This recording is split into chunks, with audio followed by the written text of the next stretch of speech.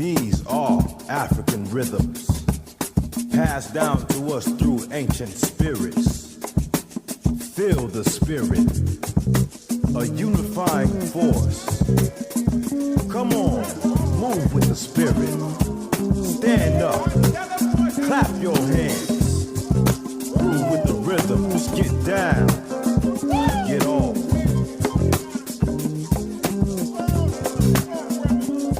From WSNC 90.5 FM, a broadcasting service of Winston-Salem State University. Welcome to Africa World Now Project. I'm your host and producer, James Pope. Today, we will listen to part 2 of a conversation I recently had with Professor Fred Moten, where we explored the Undercommons and 21st century resistance. And then we will listen to an analysis of race, class, and contemporary movements through the work and ideas of Cedric Robinson in a recent talk presented by Robin D.G. Kelly. Africa World Now Project is next.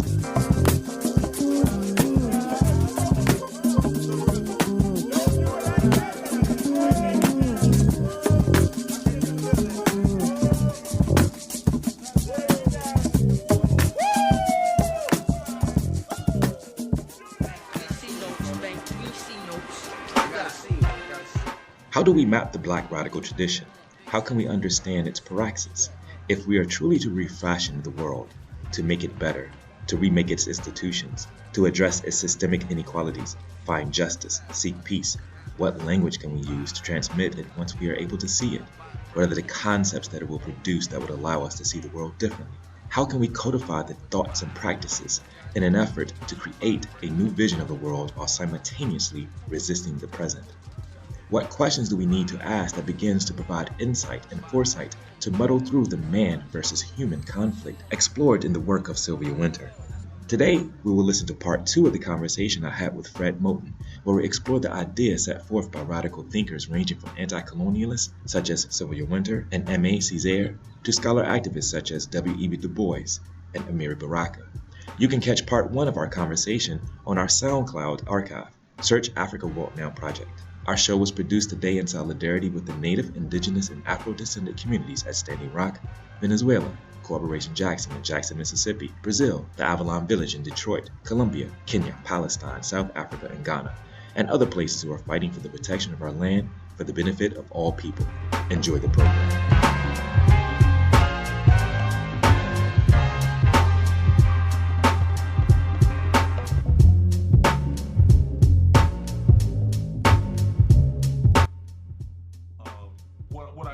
To say is so you could put it this way. Yeah, if we listen to Ornette Coleman's Free Jazz or Coltrane's Ascension, or the World Saxophone Quartet or something like that, we could say, yeah, this is what the Undercommons is like this, But I would also want to suggest that 2 things. One, if we were listening to and this is an insight that is for me an Amiri Baraka insight that goes all the way back to this great famous essay he wrote in the 60s called The Changing Same, that what it is that we see or hear when we're listening to Train's Ascension is what we are also hearing and seeing when we listen to Martha Reeves and the Vandellas singing Dancing in the Street, right? Mm-hmm.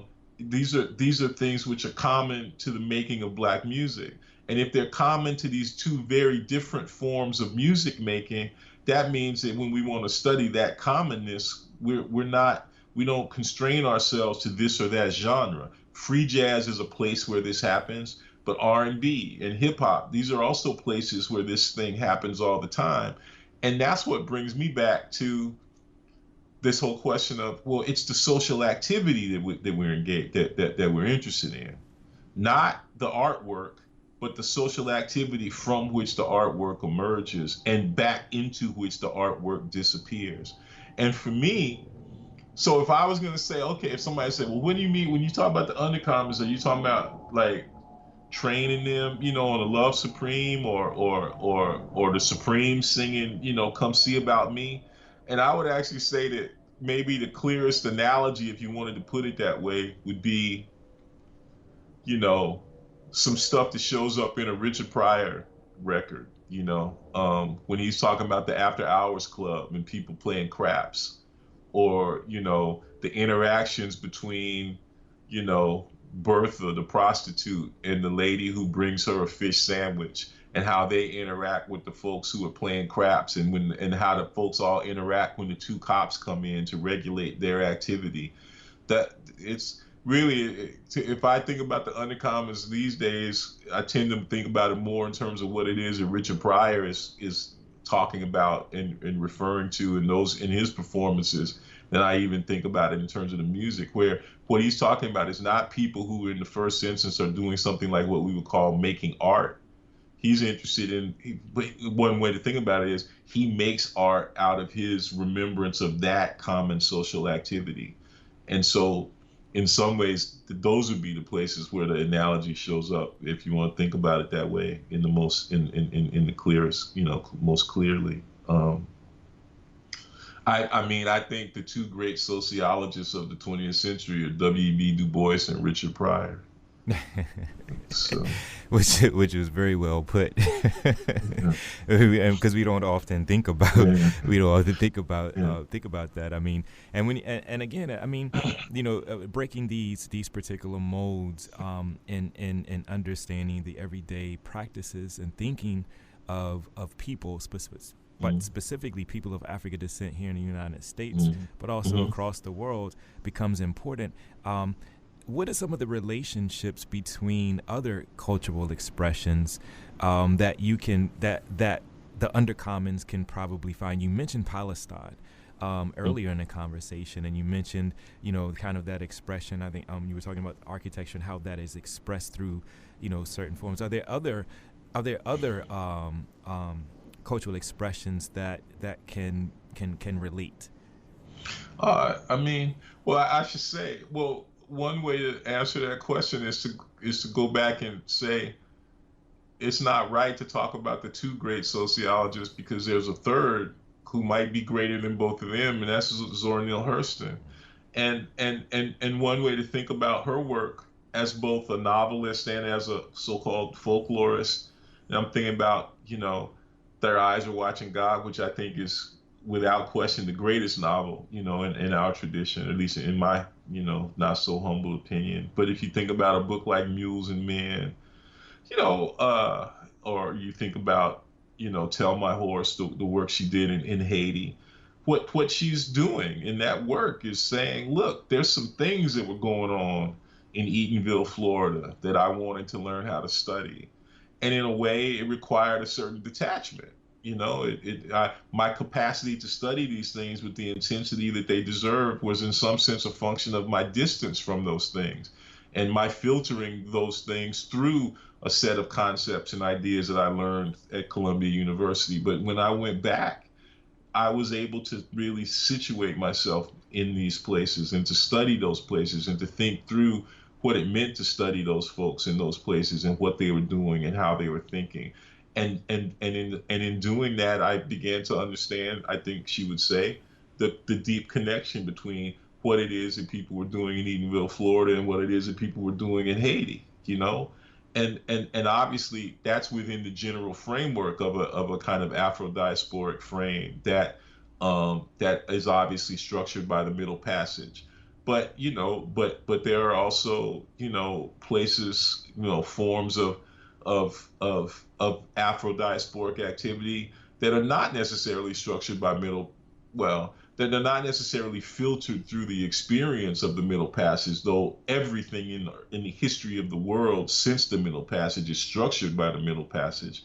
But there, you can, the kind of work that Fela was doing in the Calacuta Republic in Lagos, these are things that have things in common with the kind of work that Charlie Patton was doing in juke joints, on the Dockery plantation in Mississippi. So there are all those commonalities that occur within the Afro-diasporic frame, whether those things are structured, or determined by Middle Passage or not. But there are also, I'm interested in how this stuff operates everywhere. I got this. I love Hank Williams, and I got this live recording of Hank Williams singing Lost Highway at some honky-tonk someplace, where I guarantee you there were no black folks in the audience, and yet there is a kind of connection and relation between Hank Williams and his audience that manifests itself in certain modes of response that seem utterly familiar to me, and that I could not possibly separate from this other thing that I'm interested in as in terms of how it in terms of how it operates within Black culture, you know, and I, you know, I look for it everywhere, and the term that I use to describe this thing is Blackness, you know, which requires me at a certain point to separate Blackness, you know, and to separate what one might call the undercommonness of Blackness from the specificities of Black people, of the people who are called Black generally. You know, I think that the people who are called Black have a very specific and special and privileged relationship to Blackness, but it's not an exclusive one, and it's certainly not one of ownership. And the thing that we call Blackness, that we understand, you know, Stefano and I at least understand as Blackness, is a thing that manifests itself all over the place, everywhere. Mm-hmm. You know, we live within the historic necessity of having been asked or having been constrained to protect Blackness when everyone else was invested in its disavowal. We were the ones who claimed it. We were the ones who took it under our protection, right? Mm-hmm. But just because, but there's a whole lot of amazing forms of commonality or undercommonality that I would talk about under the general rubric of Blackness that don't necessarily manifest themselves within the forms of cultural expression that we associate with the people who are called Black. And I think it's important to pay attention to those forms too, and to think about them wherever they show up, you know. Mm-hmm. Sometimes these forms of Blackness show up within the general expression of a radical, brutal form of anti-Blackness, you know. So for instance, you know, I'm interested in the philosopher Immanuel Kant, and his work for me is brilliant and important and even beautiful, precisely to the extent that it is infused with Blackness, even at those moments when it is also an expression of anti-Blackness. You know, so I got to try to figure out how to work with that. You know what I'm saying? It's like these are things which, you know, the general culture that we live in is complex enough and rich enough to produce these kinds of conundrums, and we have to try to think our way through them so we can understand what's going on. And I wanted to give a quick story before we conclude, and I really appreciate your time today. I wanted to give a quick story of this, of what you show. It shows up in sometimes in the expression of anti-Blackness. I was driving about a week ago. I was going from Washington D.C. down to North Carolina in Winston-Salem, and I came to, and I stopped in one of the small towns that was going on my journey, and there was a guy who pulled up in a big truck. He had, you know, for all intents and purposes, he had like Confederate flag hanging out the back of it. He had the Gadsden flag, you know, plastered all over his car. But in the music that he was listening to was the Amigos, which is a hip hop artist. Yeah. You know, so I mean, we tend to not think about it in that particular way, but I mean, you know, for all intents and purposes, this guy probably could have been going to a KKK rally listening to the Migos. Yeah, yeah. Well, that's, you know, that's the old, terrible, horrible story of, you know, of Black existence in this country, you know. I mean, it is, those kinds of paradoxes are the paradoxes that we've had to contend with and live with, and be wary of, you know, since the first moment we arrived. You know, how is it that these people can love what we do, you know, even within the general context of their commitment to the absolute destruction, to our absolute destruction? How can they love what we do so much, even though all they're ever doing, it seems like, is trying to figure out new and better ways to kill all of us, you know? So, you know, that's a problem, obviously, that we got to work through. It's not just an intellectual problem that we got to work through. From as far as I'm concerned, you know, it's a military problem. You know, it's a strategic problem. How do we live? How do we survive how do we survive genocide? That's the question that we've always been dealing with, and it's a theoretical question, and it's also a practical question. And then there's another part of it, which is, is there a way for us to survive this genocidal madness that does not require us to pay attention to the possibilities that are held within the fact that they love what they do, even though they're trying to kill us? See, that's a hard question, because a lot of people are just like, not a lot of people, me, I'm just like, I don't care about this man. I just want to survive. I want to do whatever I got to do in order to survive. I want us to survive. I want us to live. And my concern, and I have no room, no space, no time to be concerned with him. All I'm trying to do is to survive him, and I'm going to do that by, as Malcolm said, by whatever means necessary. But what if the necessary means of surviving him requires such a radical transformation of him until the point where he doesn't exist anymore, right? And what if the way for him not to exist anymore is in some ways already given to us in the fact that for whatever weird reason, for whatever reasons of perversion and, desire, that he loves what we do, What if the fact that he loves what we do is the weapon that we can use to bring him to an end? Which is to say, to bring him to the end of this manifestation of himself and into the possibility of another way of being in the world. That's a question that I ask myself sometimes too. And it's an uncomfortable question because but to me, it's the question that, our mothers and fathers who were killed in that church, in the mother church in Charleston, South Carolina, year before last. That's the question that they asked and they were already answering when they welcomed Dylan Roof's murderous, vicious, sociopathic ass into their church, into their prayer circle, into their Bible study. That's the question they were asking. They were saying, we gonna change you, right? By the time we get through with you, you ain't gonna be who you are anymore. I believe that, that was their act of curacy. That was their evangelical act of curacy. That was their pastoral act. And they were open to one another in that pastoral activity, in that Bible study that they had been engaged in within the context of a general thrust for Black liberation that is really at the very heart of the history of that church, going back to Denmark Vesey, right? But what they were also asked, they knew that they couldn't be open to one another in study, in Black study, right? Unless they were also open to him.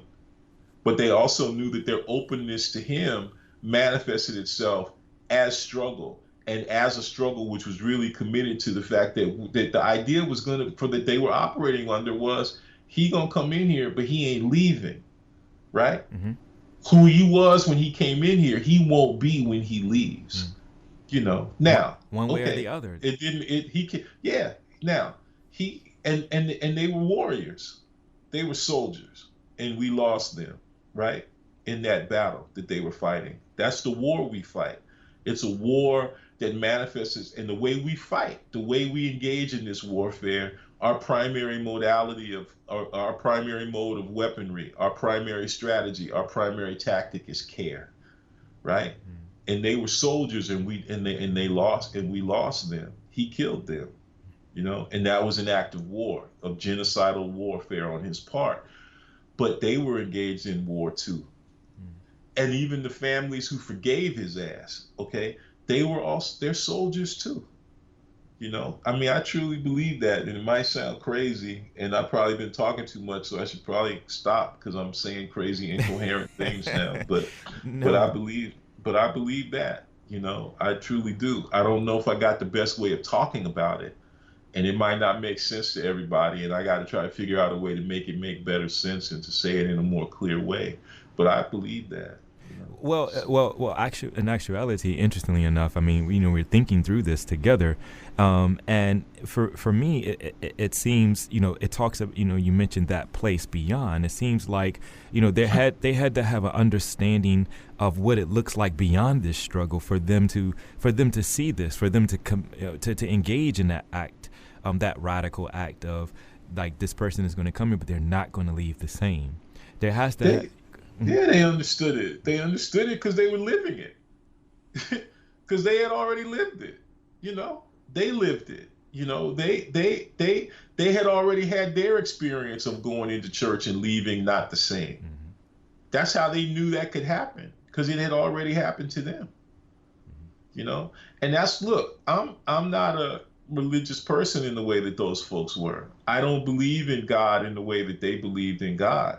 But I believe in their belief, and I certainly don't sit from some position of, high intellectual criticality that allows me to denounce or to disavow them and what they did, and also the activities of their families, whether their families forgave this dude publicly or whether they refused to forgive him. I don't have a position from which I can critique what they did. But I do believe in the absolute necessity for me, as somebody who tries to think about stuff, to understand what they did and to understand the depths of what they did. And it's deep. Now, that's all I really know about it. Everything else is just speculation and talking off the top of my head. But what I do know for sure about what they did is that what they did was deep. And it also has a historical, and also it has a historical pattern, this deepness. Yeah. Oh, yeah, no, it came from somewhere deep. And it's going somewhere deep, and I just want to get on that train with them, I want to thank you again for taking the time to join us to have this conversation today. We're talking to Professor Fred Moten. My pleasure. WHY''S WISE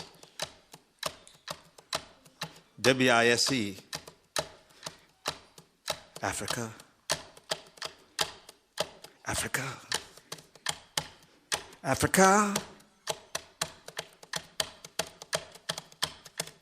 Mighty, ancient, beautiful Africa. Creator of the human being, of speech, of music, of the dance, ancient, mighty Africa. Beautiful Africa. But when you put your hand on your sister, made her a slave, watch out, Africa. Watch out, Africa, the ghost's gonna get you. When you put your hand on your brother, made him a slave, watch out, Africa. Watch out, Africa. The ghost's gonna get you. Ah! How did I get here on my back in the dark with the wind and water blowing through my ears? How did I get in the dark? How did I get here in the dark with the wind and water blowing through my ears? Watch out, Obatala, Shango, save me. Save me, Isa, save me. How did I get on my back in the dark with the wind and water blowing through my ears? My brother the king sold me to the ghosts. My brother the king sold me to the ghosts. At the bottom of the Atlantic Ocean, there's a railroad made of human bones. At the bottom of the Atlantic Ocean, there's a railroad made of human bones. Black ivory. Black ivory.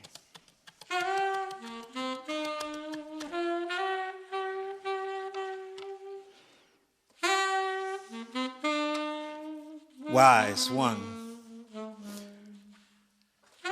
If you ever find yourself somewhere lost and surrounded by enemies who won't let you speak in your own language, who destroy your statues and instruments, who ban your umbu-ba-um, you're in trouble. They ban your boom, you in deep, deep trouble. Probably take you several hundred years to get out.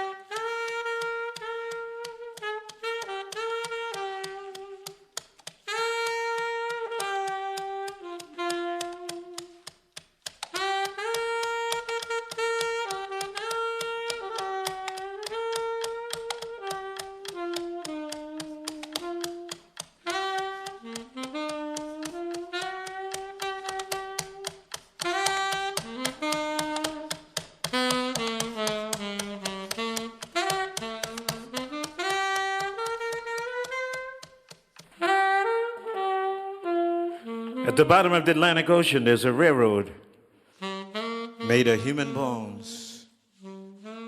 Black ivory, black ivory, black ivory, black ivory.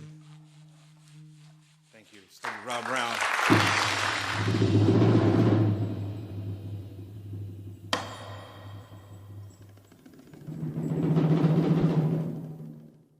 We are listening to part 2 of a recent conversation I had with Professor Fred Moten, where we explored the ideas set forth by radical thinkers ranging from anti-colonialists such as Sylvia Wynter and Aimé Césaire to scholar activists such as W.B. Du Bois and Amiri Baraka. You can catch part 1 on our SoundCloud archive. Search Africa World Now Project on SoundCloud. Next, we would like to shift our mental energy a bit. In a January 2017 article in the Boston Review, Robin D.G. Kelly asked, so what did Cedric Robinson mean by racial capitalism? Professor Kelly goes on to answer this question by arguing that Cedric Robinson, building on the work of another forgotten black radical intellectual, sociologist Oliver Cox, challenged the Marxist idea that capitalism was a revolutionary negation of feudalism. Instead, capitalism emerged within the European feudal order and flowered in the cultural soul of a Western civilization already thoroughly infused with racialism. Capitalism and racism, in other words, did not break from the old order, but rather evolved from it to produce a modern world system of racial capitalism dependent on slavery, violence, imperialism, and genocide. Capitalism was racial not because of some conspiracy to divide workers or justify slavery and dispossession, but because racialism had already permeated Western feudal society. The first European proletariats were racial subjects, Irish, Jewish, Roma or Gypsies, Slavs, etc., and they were victims of dispossession, colonialism, and slavery within Europe. Cedric Robinson goes on to suggest that racialization within Europe was very much a colonial process, insisting that modern European nationalism was completely bound up with racialist myths. To be clear, an acknowledgement of this is not a diminishing of anti-black racism or African slavery, but rather to recognize that capitalism was not the great modernizer giving birth to the European proletariat as a universal subject, and the tendency of European civilization through capitalism was thus not homogenized, but to differentiate, to exaggerate regional, subcultural, and dialectical differences into racialized ones. In fact, if we are to take the time to even examine European history critically, not accept the dominant narratives that distort realities, we see that the ideas that were developed by Marx were introduced centuries earlier in the conflicts between the ideas and practices between the levelers and the diggers, where the diggers championed a more group-oriented way of looking at rights. In fact, one of the leading digger philosophers, Gerard Winstanley, preceding Karl Marx by 2 centuries, asserted that genuine freedom is possible only with the existence of common ownership of property, and offered a powerful critique of the effects of rising agrarian capitalism on poor and middling farmers. Writing in 1649, Winstanley argued that buying and selling is the great cheat that robs and steals the earth from one another. It is that which makes some lords and other beggars, some rulers and others to be ruled, and makes great murderers and thieves to be imprisoners and hangers of the little ones. What we will hear next is an exploration of the interdependence of race, class, and contemporary black freedom movements through an application of the ideas and life of Cedric Robinson with Robin D.G. Kelly. In this talk, Professor Kelly reflects on the life and work of Cedric J. Robinson, who transitioned in 2016, Using his work Black Marxism, The Making of the Black Radical Tradition, published 35 years ago, in the wake of the emergence of the movement for Black lives. The importance of Robinson's conceptualization of racial capitalism, the historical mapping of a longer genealogy of the ideas highlighted by Karl Marx, and the fact that those ideas are innate in the praxis of the Black radical tradition provides an important frame through which we can understand the contradictions in our current social, political, and economic order. Dr. Robin D.G. Kelly is Distinguished Professor of History and Black Studies and Gary B. Nash Endowed Chair in U.S. History at UCLA and current Chair of the Department of African American Studies. His work explores the history of social movements in the U.S., the African diaspora in Africa, Black intellectuals, music, visual culture, contemporary urban studies, historiography and historical theory, poverty studies, colonialism, imperialism, organized labor, constructions of race, surrealism, Marxism, nationalism, and other things. He is author of a number of books, which includes Africa Speaks, America Answers, Modern Jazz in Revolutionary Times, Hammer and Hoe, Alabama Communists During the Great Depression, Thelonious Monk, The Life and Times of an American Original, Race Rebels, Culture, Politics, and the Black Working Class, Your Mama's Dysfunction, Fighting the Culture Wars in Urban America, and Freedom Dreams, The Black Radical Imagination. Our show was produced today in solidarity with the Native, Indigenous, and Afro-descendant communities at Standing Rock, Venezuela, Cooperation Jackson in Jackson, Mississippi, Brazil, the Avalon Village in Detroit, Colombia, Kenya, Palestine, South Africa, and Ghana, and other places who are fighting for the protection of our land for the benefit of all people. Continue to enjoy the program.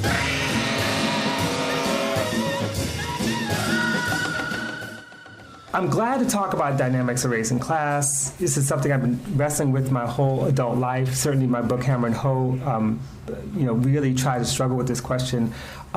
It's also an important question because it really appears that we're faced with a movement that really kind of has reached its zenith as an independent, resurgent Black liberation movement. And this is a movement that I think, in my view at least, really takes class along with gender and sexuality very seriously, analytically and programmatically. It's certainly evident in the Movement for Black Lives policy platform, a vision for Black Lives, which I'm going to talk about at the very end of my talk, which was released August 1st. By the way, how many of you have actually read that document? Oh, just a handful. Okay, so this is good. I'll talk a little bit about it at the end. It hasn't gotten much attention from the left, which surprises me. Actually, nothing surprises me anymore. I'm too old.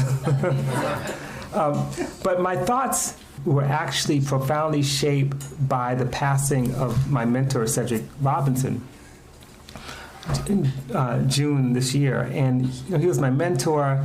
He was really the one living thinker who had the greatest impact on my work. And Hammer and Hoe wouldn't have taken the shape it took had it not been for Cedric, who wasn't a historian. He was a historian by practice, but he was trained as a political scientist. And so I've had Cedric on the brain, and I apologize for this, but much of what I'm going to talk about is really an assessment of his work, a tribute to his work.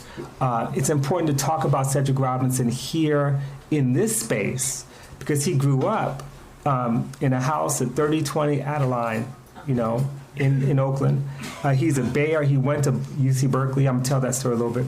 And as a Bay Area Black working class person who became one of the premier thinkers of the 20th and the 21st century, to me, he deserves a place. And I'm really trying to urge you to read his work.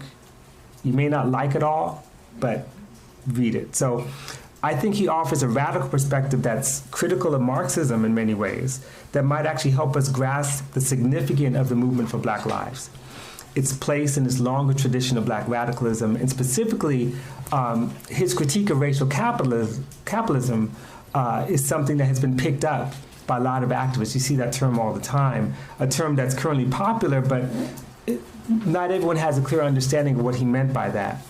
Now, Cedric Robinson was a wholly original thinker. He wrote 5 books, dozens of essays that challenged liberal and Marxist theories of political change.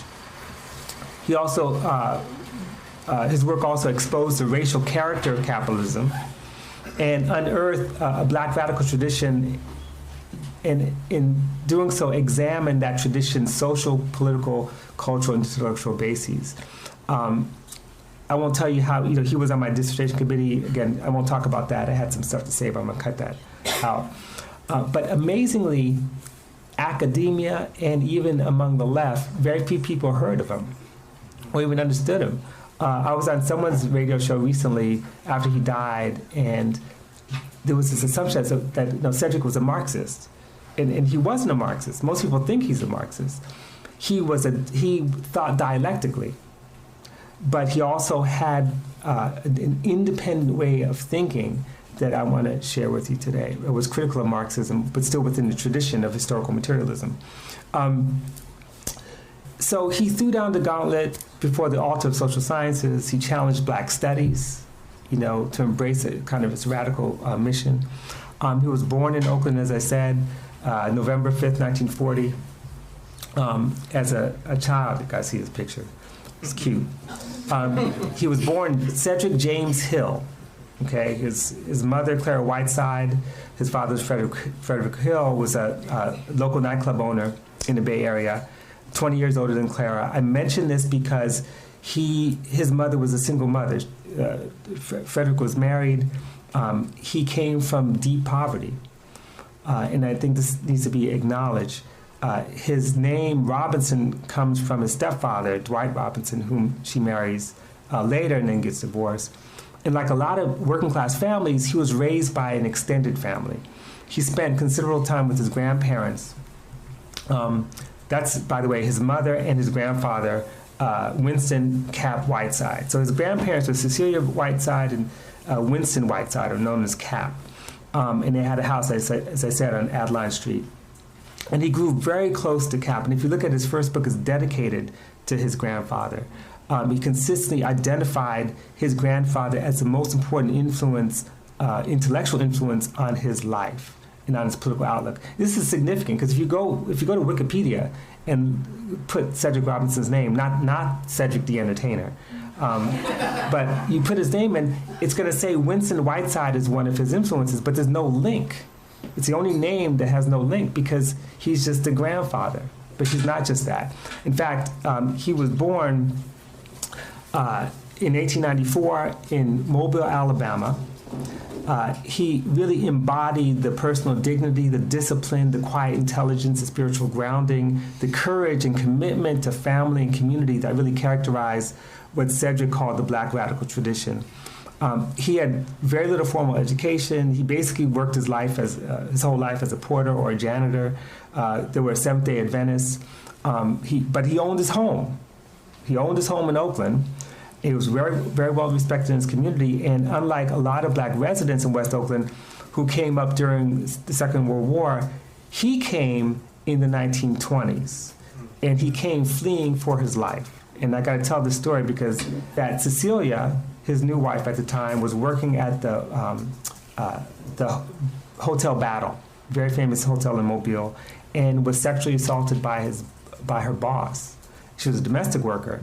So what did Winston do? He went down to the hotel, beat the dude up. He's a white man, of course. Of course it's a white man, Like, about race and class, right?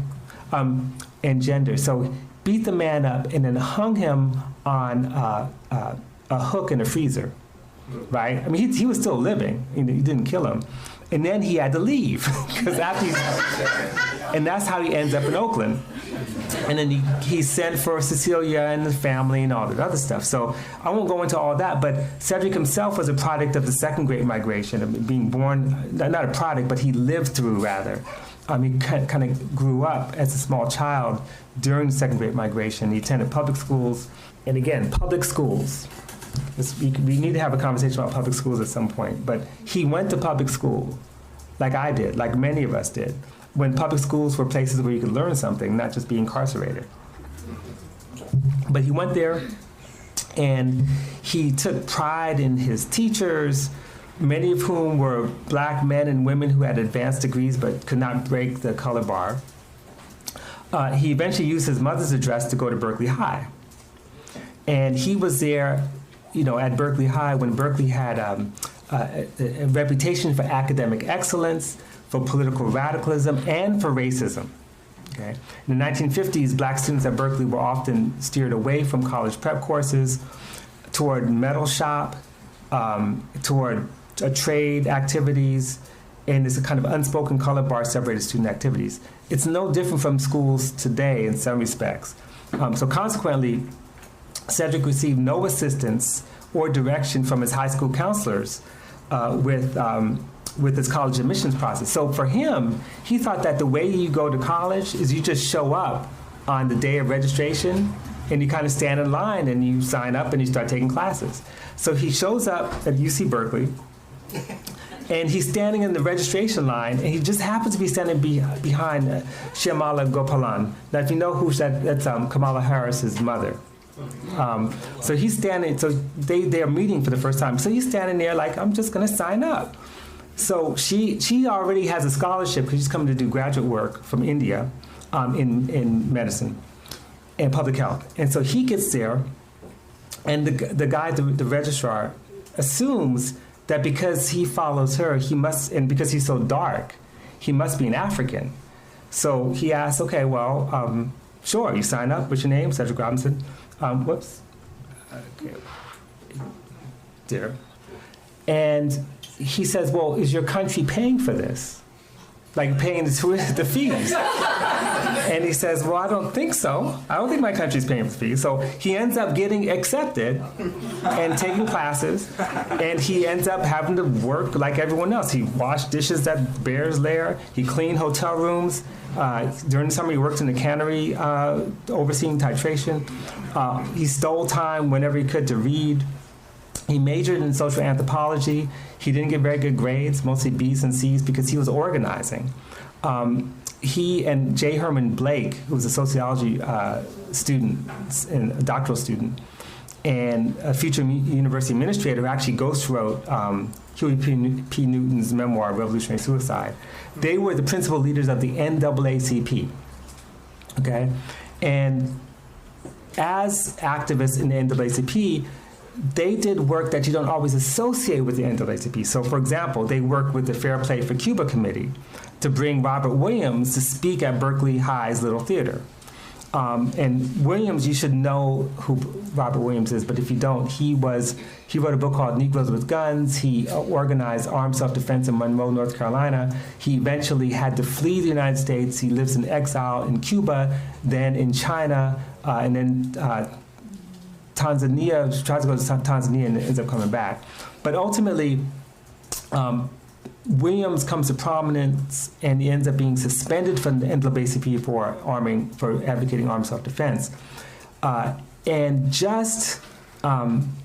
I should also add that he was the only person in Monroe, North Carolina in 1960 who had a Cuban flag in his backyard, which is, I think, kind of cool. Anyway, so Blake and Robinson had invited Williams in defiance of the national leadership of the NAACP. And a month later, the Kennedy administration, of course, launched the Bay of Pigs invasion, Cuba, and Cedric helped organize demonstrations on campus against the invasion and against U.S. policy toward Cuba, for which he received a one-semester suspension.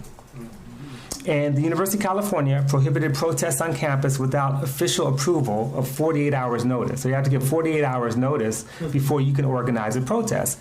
And so Cedric, in his defense, said, look, the U.S. government did not give us 48 hours warning before launching their invasion. So he ended up being suspended. So he's finished out his spring term, continued to agitate. That's when he and Blake invited Malcolm X to speak on campus in May, only to be rebuffed by the administration, and they eventually held the event off campus. So Cedric had served his 6-month exile. So he ended up spending some of the time in Mexico, wandering the countryside, learning Spanish, taking photographs. And then he also traveled to Africa, to Kenya, southern Rhodesia, with Operation Crossroads. And there he worked with a group of students in southern Rhodesia. In any case, he returned to campus in 1962 just as several of his comrades were joining black study groups. Donald Warden, Leslie and Jim Lacey. And these are names that you should know. These are people who actually were quite radical here in the Bay Area. Herman Blake, of course, Nebilu Crawford, Ernest Allen, Margot Daschel. And a bunch of people, I won't name them all, but they all began meeting regularly to discuss Black identity, African decolonization, historical and contemporary racism, and political economy. And this loose gathering coalesced around an organization called the Afro-American Association, which was led by Donald Warden, who was a law student at Berkeley, Boalt Hall. And Cedric was part of the original group, which subsequently attracted two people you might have heard of. One's Bobby Seale, the other one Huey P. Newton, who became part of the association, and that became eventually became the Black Panther Party. He also participated in some direct action protests, around racist hiring practices in the city's luxury hotels, along Otter Row, on Van Ness, some of these amazing demonstrations. But let me just jump back now, because I wanted to give you that little bit of biography in order to make a larger point, and that is, notice how for Cedric Robinson and for his comrades, there were three things that were very, very important in terms of the organizing. Again, these are organizations that we associate with the civil rights movement, like the NAACP. One was internationalism. From the very beginning, whether it's the defense of Cuba or Africa, liberation movements, whatever, that was a central part of their politics. Secondly, racialized state violence. So racialized state violence was always a consistent theme in the Black freedom movement, always. And so it's no different from the early 60s. And then, of course, racial capitalism or capitalism. In other words, not integration. That wasn't the central theme. So this doesn't make Cedric and his comrades exceptional. On the contrary, they represent an essential yet little understood wing of the civil rights movement. Let me just go back here. Because one of the things that we tend to ignore or forget, clearly, and that is, we say things like, the weakness of the civil rights movement was this middle-class integrationist ideology, or that it failed to adopt a critique of class oppression and capitalism. And we end up missing the movement's class politics, its working class orientation. Not all of it, but a major thread of the civil rights movement as we know it was had a working class orientation. We don't always acknowledge how the movement was actually defeated. Instead, what we see is a victory manifested in the 64, 65 legislation, 68 housing legislation, and then a shift, and then that shift becomes the Black Power movement, which is then defeated. No, the civil rights movement was defeated in terms of its original agenda, which is why I always, it was not just defeated, but defeated on the shoals of race and property by both liberals and neoliberals. And this is why I say the election of Obama was not the culminating victory of the civil rights movement, but its betrayal. And we could talk about what that means later.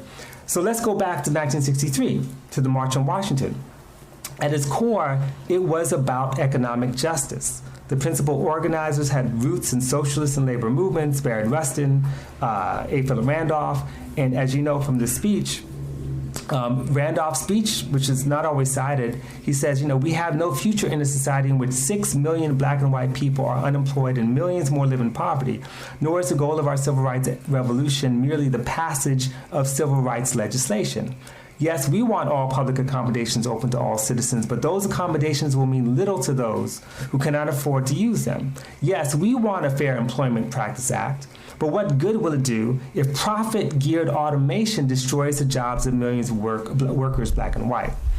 Recall, too, that in 1963, that November, the Mississippi Freedom Democratic Party organized something called the Freedom Vote. And in fact, it's very interesting because it wasn't just a symbolic gesture, though it wasn't recognized by the state registrar. It was a de facto referendum on the functioning of democracy in the United States as a whole, and that meant demanding that the state intervene to achieve economic justice. So they had a definition of democracy that included economic justice. So if you just look at their platform, by this picture of Fannie Hamer and others, they were demanding things like the right to organize and engage in collective bargaining as a civil rights plank for the Mississippi, this is 1963, $1.25 minimum wage, support for farm cooperatives in place of sharecropping and dispossession, the provision of low-interest loans for small farmers, and a progressive tax on tracts of land over 500 acres. This is an economic agenda. This is a class agenda, you know?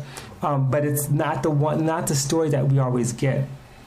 The other issue, of course, is racialized state-sanctioned violence and vigilante violence as fundamental to the civil rights movement's agenda, much more than desegregation or integration. You think about what's the context leading up to the march.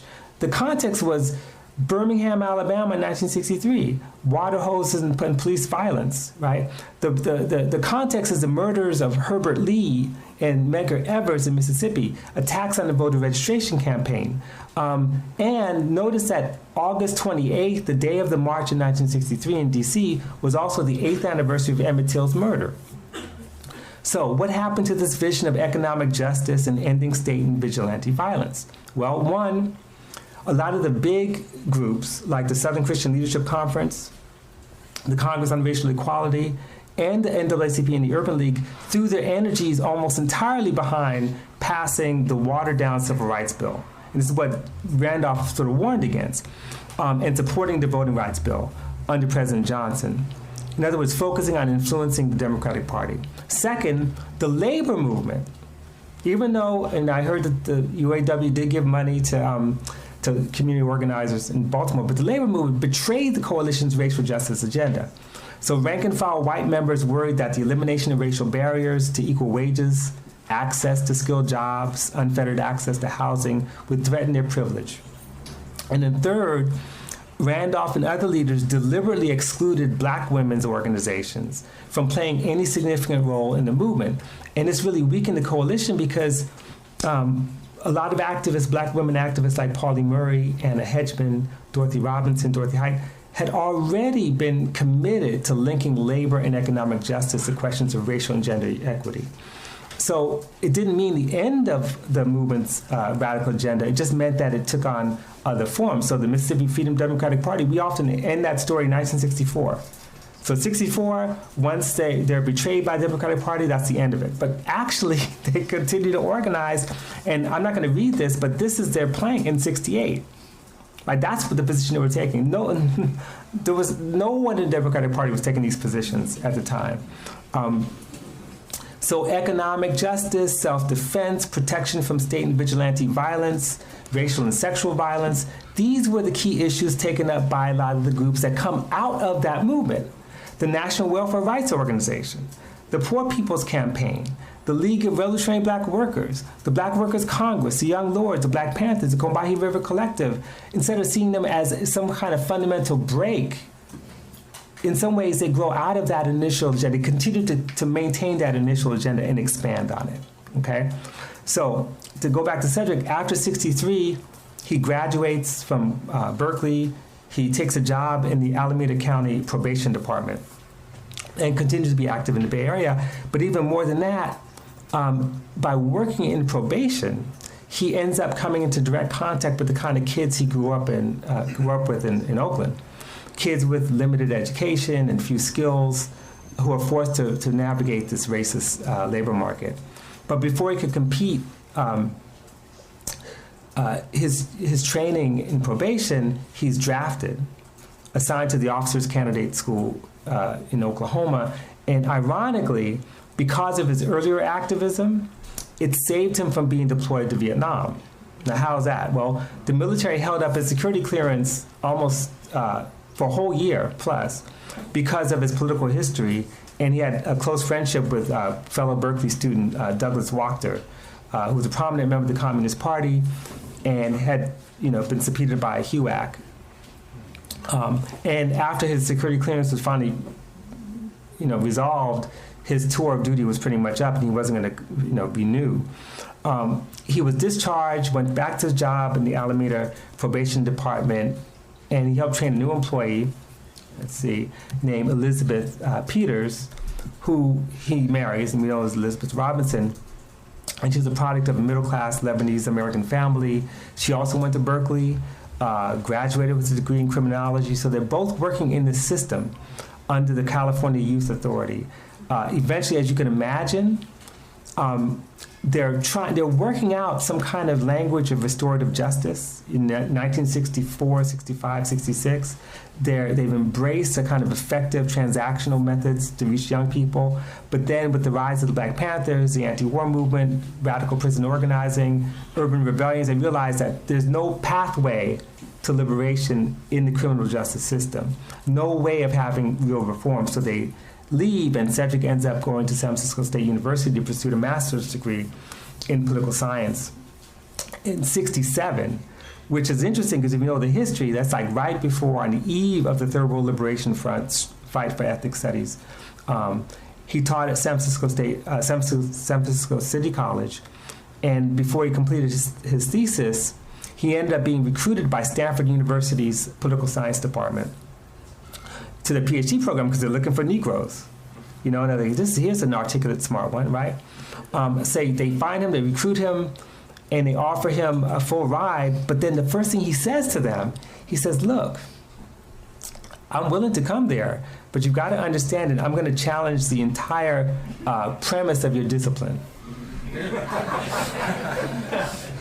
That's what he did. I won't discuss it now, but he wrote, he had a terrible time at Stanford, but he wrote this amazing dissertation, which became his first book, The Terms of Order, which I think I have. There we go.